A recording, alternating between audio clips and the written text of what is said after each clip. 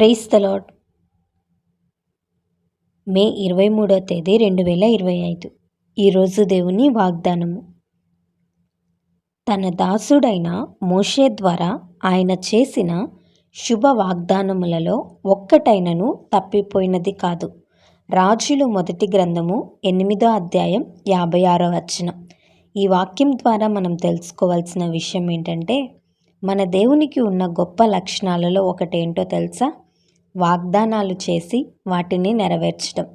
మొదటి నుంచి తన భక్తులతో చేసిన ప్రతి వాగ్దానాన్ని నెరవేరుస్తూ వచ్చారు. దేవుని మందిరంలో మోకాళ్ళుని అక్కడున్న ప్రజలందరితో సొలొమోను చెప్తున్న మాటిది. మోషేకి ఇచ్చిన వాగ్దానాలలో దేనిని కూడా తప్పిపోలేదని చెప్తున్నారు. అవును, వాగ్దానము చేసినవాడు నమ్మదగినవాడు. నీ జీవితంలో కూడా దేవుడు ఎన్నో వాగ్దానాలు చేసుండొచ్చు. బైబిల్ గ్రంథంలో ఉన్న ఎన్నో వాగ్దానాలకు వారసులుగా మనల్ని చేశారు. వాటన్నిటినీ స్వాతంత్రించుకోవడానికి మనల్ని అర్హులుగా చేశారు. మరి ఆయన వాగ్దానాలను నీవు నమ్ముతున్నావా? వాగ్దానాలను విశ్వాసంతో తీసుకోగలుగుతున్నావా? కొన్నిసార్లు సమస్యలు ఎదురైనప్పుడు చాలా నిరాశపడిపోతాం. దేవుని దగ్గరకు మనం వస్తే, ఆయన వాగ్దానాలను మనం నమ్మితే ఖచ్చితంగా తన వాగ్దానాలు నెరవేరుస్తాడు.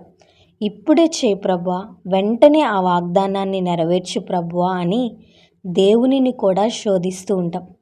ఆయన తన సమయంలో ఖచ్చితంగా కార్యాలు చేస్తారు. ఒక చెట్టుకు ఎప్పుడు కాయలు రావాలో, అవి ఎప్పుడు పండాలో, అవి ఎప్పుడు రాలిపోవాలో దేవుడు తగిన సమయాన్ని నిర్ణయించారు కదా.